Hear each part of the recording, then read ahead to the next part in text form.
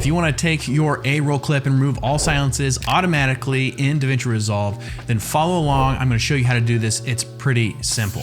Okay, so here we are in the timeline. We have the A-roll clip and you can see there's some silences.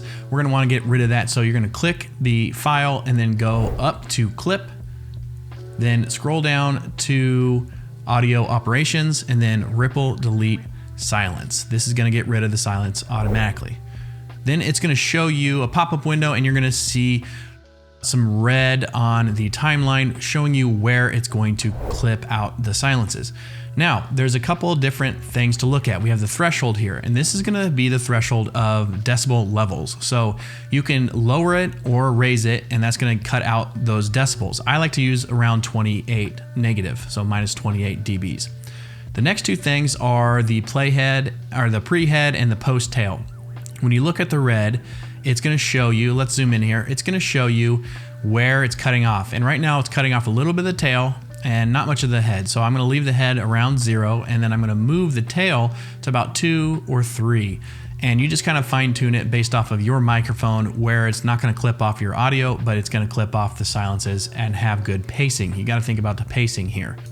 Now this fader is minimum to strip, and this is going to be the minimum amount of frames that it'll look at and cut out the silence. So you kind of adjust this based off of how many, gaps you want.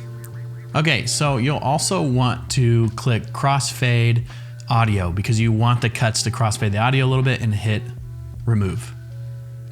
Now it's removed all the audio. You can see the crossfade there, and we'll just play through on YouTube and you have a busy life. And a lot of times we might think it's because we're late.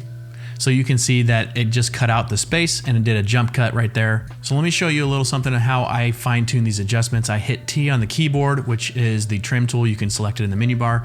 And if you just hover over the front of the clip, you can slide that around to make it a better, smoother cut, and do this to the other clip as well. And that way you can get the pacing of the jump cut down perfectly. So that's kind of how I do that. And so that's a real simple way of removing silences automatically in DaVinci Resolve and then cleaning up those jump cuts with the trim tool. Hopefully that was helpful. If you want to watch a video on how I edit my entire videos from start to finish, click the video right up here on screen and I'll see you over there.